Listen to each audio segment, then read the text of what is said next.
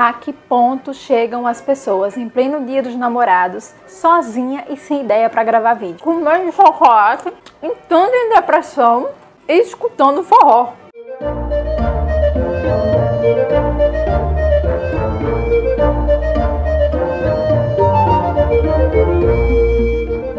Olá, gente, aqui é a Carol do Irreparável, trazendo mais um vídeo pra vocês nesse Dia dos Namorados. Então, eu não sou uma pessoa muito de datas comemorativas, na verdade eu sigo muito a linha de um amigo meu de dizer que datas comemorativas desse tipo, elas só servem para valorizar o mercado. Contudo, eu sei que muitos de vocês gostam. Então eu resolvi trazer um top 10 dos meus casais prediletos, vamos dizer assim, dos livros que eu tenho lido nesses últimos anos. Se vocês estiverem ouvindo um forrozinho de fundo, eu não sei se vai dar para ouvir com o microfone, mas se vocês estiverem ouvindo, relevem, hoje é dia 12, a minha rua tem um monte de fogueira montada, aqui é Nordeste, a galera é louca por forró, por São João, então vocês vão ver o vídeo escutando um forrozinho de fundo. Pelo menos é um forró bom. Então, tem um livro que eu li há algum tempo já, que ele se chama Química Perfeita. Eu não lembro o nome da autora, tá, gente? Nome de autor, não sou muito boa em lembrar. Mas o nome do casal era Britney e Alex. Eles eram dois adolescentes. Ela era uma dessas patricinhas, assim, super conhecida no colégio, sabe? Tipo esses high school, e a menina é super famosinha na escola, namora um carinha que também é famoso, ela tem um status social bacana. Só que ela não é muito chegada nisso, é uma das poucas meninas que segue essa linha de personagem que não é antipática. Na verdade, a Britney é um personagem muito bacana. E aí a gente tem o Alex, que ele é um imigrante nos Estados Unidos, então ele rala muito para poder ter as coisas. Ele mora numa casa minúscula, com irmãos, mãe, tem que trabalhar para poder botar as coisas dentro de casa. E ele é dentro de uma gangue. O que eu gosto muito desse livro é exatamente essa coisa da Britney não ser um estereótipo de garota de high school, famosinha, loira, bela, líder de torcida, e do Alex estar inserido numa gangue. Eu acho isso muito interessante nesse livro. Eu acho que eles funcionam como um casal. Eu acho que o título do livro tem tudo a ver com eles, essa coisa de química perfeita. Eles acabam trabalhando juntos na escola, num trabalho de química, e aí daí onde eles se conhecem e tal, e que eles começam a se relacionar. Eu amo essa construção dessa coisa do imigrante nos Estados Unidos. Eu sei que isso é muito forte por lá, ainda hoje em dia. E aí a autora trabalha muito bem essa coisa dos latinos vivendo nos Estados Unidos, que às vezes você tem que se inserir numa gangue por uma questão de proteção. Então eu acho que ela trabalha muito bem o social, ao mesmo tempo que ela trabalha o romance nesse livro. E aí daí o casal, eu me apaixonei pelo casal justamente por isso. Então é um casal que super vale contar aqui na minha lista. Outro casal, e dessa vez de um romance histórico, é o Mac e a Lizzie, de um lugar chamado Liberdade. Esse eu vou lembrar do autor, que é o Ken Follett. É um livro que eu li bem recentemente, é um livro com fundo histórico muito grande, sobre uma questão de escravidão que existia, se não me engano, na Escócia. Eu não vou lembrar muito bem o país, mas eu acho que é a Escócia. Eu vou deixar os links das resenhas tudo aqui embaixo, vocês podem dar uma olhadinha lá pra ver melhor, né? Pra saber melhor do que eu tô falando. E eu gosto muito desse livro porque livros históricos, eles tendem a colocar os personagens numa realidade muito interessante, e o Ken Follett é perfeito nisso.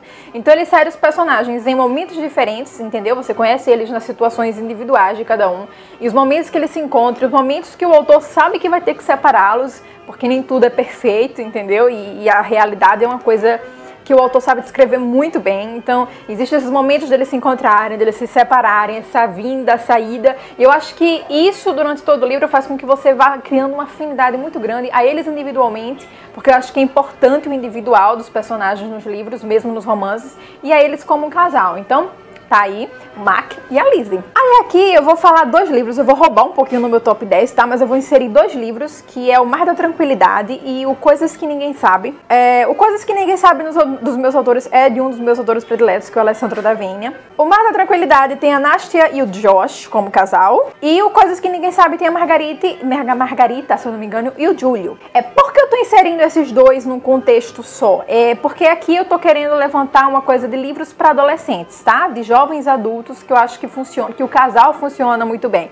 E assim, vai ficar parecendo meio depressivo, porque ambos os casais, esses livros que eu tô falando, os livros são livros depressivos, são livros bem para baixo, são livros, não tem aquela alegria do adolescente, entendeu? Em ambos os casos, são adolescentes muito ferrados da vida, e que eles se encontram e eles se ajudam a se reconstruir, né? Que um ajuda o outro a descobrir quem eles são individualmente e que eles se completam. Então é isso, eu incluí esses dois livros nessa categoria de adolescentes que se ajudam, que são casais que se formam por conta de uma necessidade emocional. E eu acho que esses dois casais, eles refletem muito pra mim entre essa vasta lista de livros jovem adultos que eu li, esses dois casais, eles refletem para mim muito o que é isso, essa coisa da união, da unidade de cada um e deles virarem um só, entendeu? Quando estão juntos. Eu acho lindo o relacionamento desses dois casais. E aí, passando para o que talvez seja o meu predileto, né, nesse top 10, que é o Todd e a Viola, que eu falo sempre pra vocês aqui, que é da trilogia Mundicaus do Patrick Ness.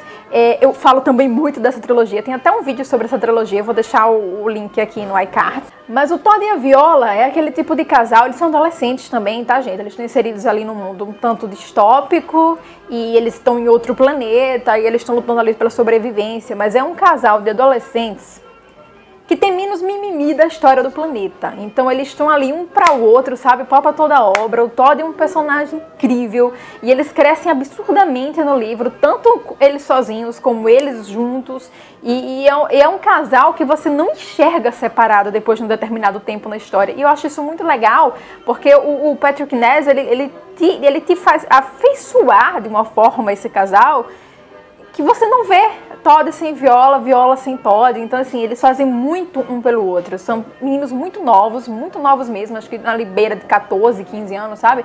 Mas que eles têm que fazer muitos sacrifícios, e a maioria dos sacrifícios que eles fazem é um pelo outro. Então, entraram fácil aqui na minha lista, provavelmente o meu predileto.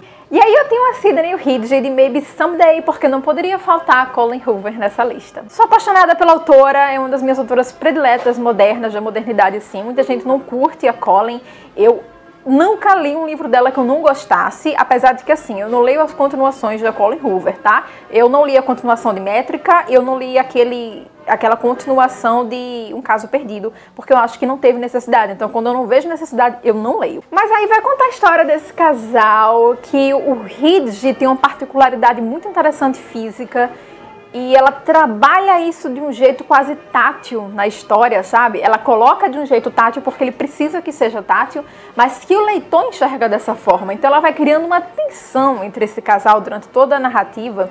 E eles começam como amigos, entendeu? Sendo amigos, e isso aí vai crescendo. E esse crescimento é incrível. Ela escreve isso de um jeito fenomenal. Dos livros da Colleen, Maybe Someday, meu predileto, apesar de eu gostar muito de Métrica também, mas não tem igual Maybe Someday. E aí mais uma categoria que eu vou roubar, tá? Os dois próximos livros é O Trono de Vidro e Caminhos de Sangue. O Trono de Vidro com a Celaena e o Chau, eu acho que é Chau, não sei como é que pronuncia o nome dele, e o Caminhos de Sangue com a Sabe e o Jack. E por que eu insiro esses dois de um contexto só? O Trono de Vidro é uma fantasia, o Caminhos de Sangue é uma distopia, mas são dois casais que eles se completam muito na ação, sabe? São dois casais que eles são pau pra toda obra, mas na ação. A Celaena é uma guerreira, o Chau também é, e eu acho que isso aí, e é uma coisa que quando você coloca dois guerreiros assim no livro, eles trabalham muito a independência deles, nas ações deles, entendeu? Não existe aquela coisa de que, não vou fazer isso por altruísmo, não vou fazer... Tá entendendo como é que é? Ele cria um guerreiro. Então a autora, a Sarah J. Maas, eu acho o nome da autora, ela cria dois guerreiros muito interessantes e que eles funcionam muito bem juntos, tá? E aí a mesma coisa com a Sabe e o Jack. A Saba não é tão invocada como a Celaena no início, ela é um pouco mais voadora, mas ela, com o passar do livro, ela vai ficando uma personagem grandiosa. E aí ela junto com o Jack, que o Jack é aquele tipo de cara maroto, entendeu? Esse livro, essa construção de relacionamento desse livro me lembra muito o Mad Max, né? Aquela coisa do deserto, daquela bagunça no meio do deserto, daquela ação no meio do deserto. E me lembra muito também o primeiro livro o primeiro filme daquele A Múmia, que tem aquele bonitão, o Brendan Fraser, eu acho que é o nome dele.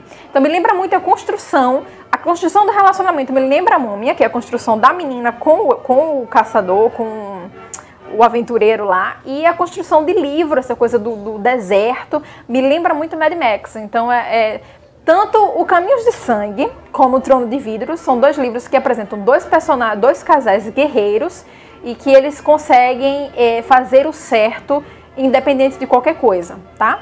E aí eu venho com um livro um pouco mais sério, bem mais sério, que é o Na Ilha, que vai falar da Ana e do TJ. A Ana tem muito mais idade do que o TJ e eles ficam presos numa ilha por muitos anos. Eu amo esse livro por conta do tempo que a autora leva para construir esse relacionamento, sabe? Não é nada da noite pro dia, as coisas não surgem muito rápidas entre eles, não é uma coisa de início muito bruta, você não sente a brutalidade da diferença de idade, pelo menos eu não senti lendo, e é um relacionamento muito bonito, que até quando você chega ao final do livro, que você vê como a vida deles mudou, sabe, como a vida se transformou com aqueles anos que eles passaram ali, eles ainda assim formam uma unidade, eles passaram muito tempo juntos, então é muito bonito a construção do relacionamento deles. Eu adoro aquele livro por conta da construção que a autora faz do relacionamento dos dois, que é uma coisa lenta, gradativa, muito bem feita. E aí a gente tem a Ken e o Andrew, do Entre Agora e o Nunca, que é um livro bem clichê, assim, se tratando de romance, mas eu lembro que foi um livro que eu li, que eu me emocionei em várias cenas, em várias passagens, apesar de não ter gostado muito do finalzinho dele,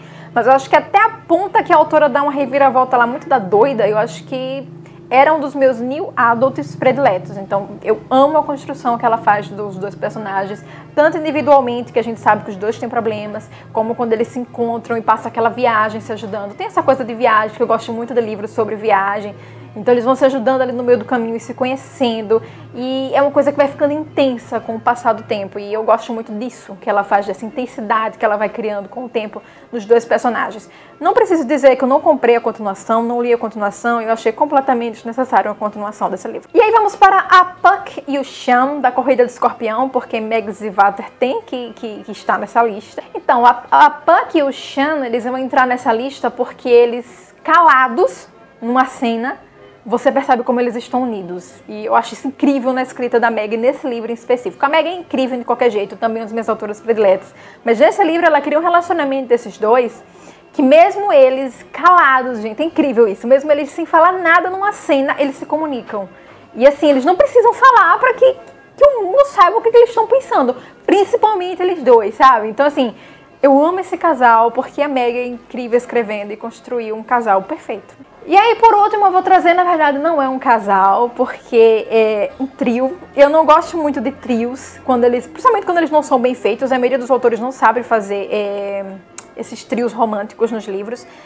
E eu não sou muito fã de morrer de amores pela Cassandra Clare, tá? Mas eu dou o braço a torcer, eu bato palmas pra ela pelo que ela construiu nas Peças Infernais, no Príncipe Mecânico, no Anjo Mecânico, Príncipe Mecânico e Princesa Mecânica. Então a gente tem a Tessa, o Will e o Jen. Gente, é a melhor relacionamento de três que eu já vi num livro. Ele é um tripé, né? É igual aquele filme Show de Vizinha, que o menino fala que a amizade dos três amigos é como se fosse um tripé. Sem um pé, eles caem.